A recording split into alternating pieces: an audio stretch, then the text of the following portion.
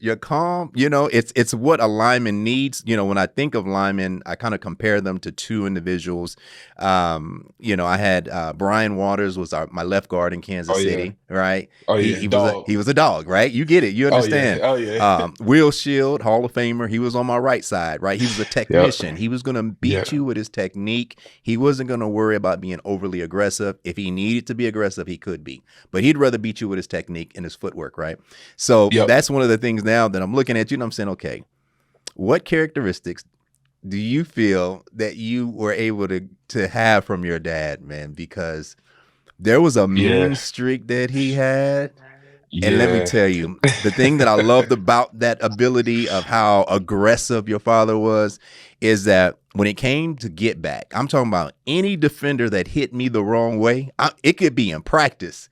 Your dad Zeus was going to step up and say something about it, right? There was not one thing that was going to go past him, in terms Yeah. of him having something to say about it. So how vocal are you as a lineman? I'm very curious to hear this. Man, very man. I can give you so many examples. I carry a lot of those same traits just because, that was my mentor, my That's right. sensei, my guru, so a lot of the mentality things, all of that stuff is transferred over in my game, man. Recently, just this past Sunday, man, I had a moment where I got a necessary roughness penalty that ended up hurting our team, but it was a similar situation for me in terms of the just the reasoning behind it. But yeah, man, it's the way that I learned to play the game. And so, he would always talk about, having your teammates back. That's right. I genuinely play the game for the respect of my peers. And, that's at the top of my list in terms of what's most important to me. And to be able to Chase Brown, for example, we do a lot of different things with the way that we chip with our backs. And sometimes, Chase Brown is 5'9". They do not see him behind me, these D Yeah. linemen. And I mean, I can't tell you how many times he lit somebody up. And, we practice it though, Yeah. and in training camp, we're practicing that. And so this year, DN has no idea. I'm not gonna say the name, has no idea. Chase Brown comes through late. I mean, clean. He didn't know. He didn't. He's in the middle of his move. He didn't see him. Chase Brown lays him out. He gets up. He rushed Chase Brown. Next thing I know, man, I'm throwing punches and got the defensive lineman helmet off. Man, that's why I say it's just natural instinct. It's in me. You know what I mean? That's how I was raised to play the game. Yeah, they talk about it's either got to be on you or in you, and I definitely know it's in Yeah, him, because Yeah. Oh, for sure. absolutely. we would have practices, and if there was something that was said by the defense, guaranteed his father was going to speak up and have something to Yeah. say about it. If someone just grabbed you the wrong way, he would actually look at me and say, "No, no, priest, we ain't letting that happen. Like, we're going to say something about that." So he was always in the face of the defense and always made it known. And in terms of just being overly aggressive, there was times where I know that they would put him in a technique to where he would kind of also be at a disadvantage sometimes, Yeah.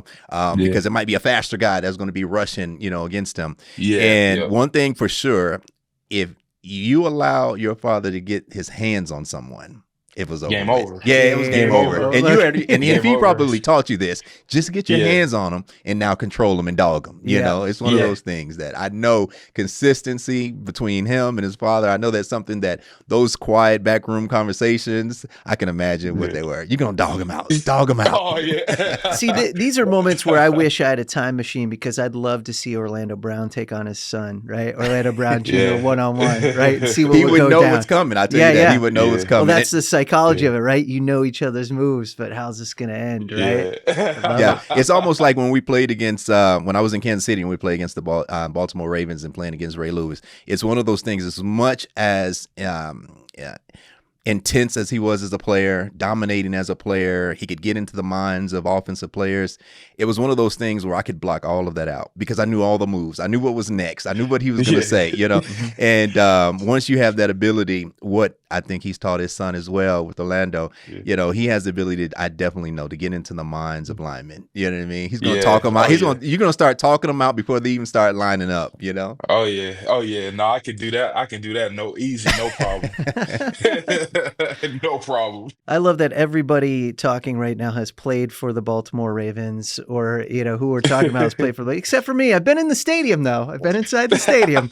That's as close as I've gotten to that field. All right, I want to ask you about this, and I'll use a comic book analogy for this one since we're talking DC earlier. All right, so you have Flash, and of course there's Reverse Flash. So who's the opposite of you in the league that when you face off and you're on that line? Who's your Reverse Flash when you're taking on, right now in the NFL? Like maybe you circle it on the calendar. You're like, oh, I can't wait to get a piece of this. I hate the Pittsburgh Steelers. Like, I mean, I don't like them. So anytime I get to play the Steelers, Yeah. Okay. whoever they got lined up over me,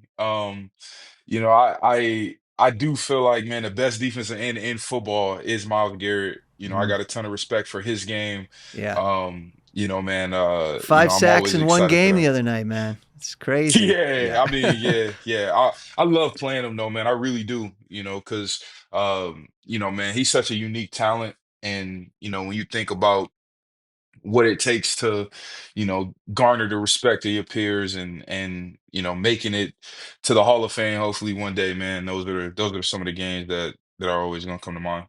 Nice. Now, one question I always want to ask linemen is how is not every single one of you hurt after every play? I mean, it's just pile, next play, pile, next play, pile. Yeah. It's like arms pointing this way, legs going that way. You guys are headbutting, How do you guys stay safe in there, man? Is there sort of like a rules of war that you have? You just don't do this and you respect that? Like, is there an unspoken thing that you do and don't do when it comes to that down in the trenches? Yeah, I mean, it's a few things, man. Always keep your feet moving, for one. Okay. That's like my biggest thing. I'm always gonna try to keep my feet moving, and I'm never gonna just stop in the hole. So, those two things, I think are two things that keep me safe, man. But you just got to develop that sixth sense for it. Priest can talk about it. He played running back at a high level for a long time. Like, Yep. it's a feel. You understand that as you're going down, this guy is coming to spear my head.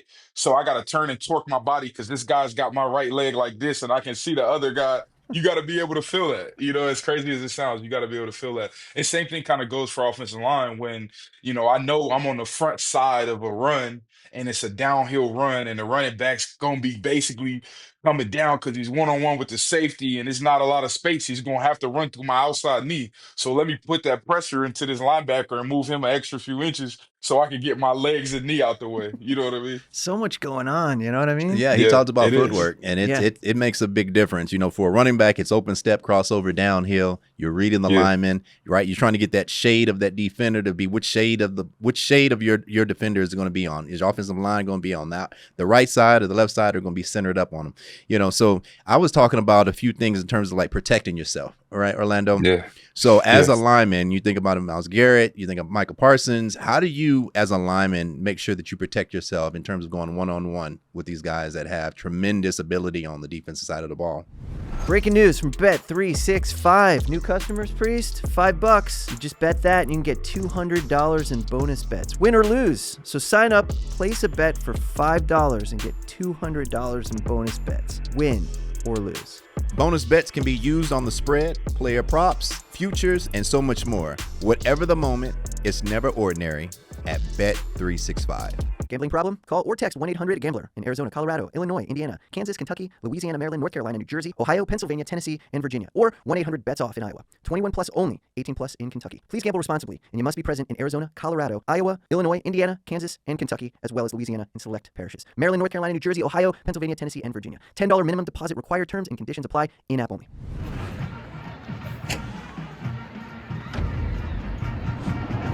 This has been a Playmaker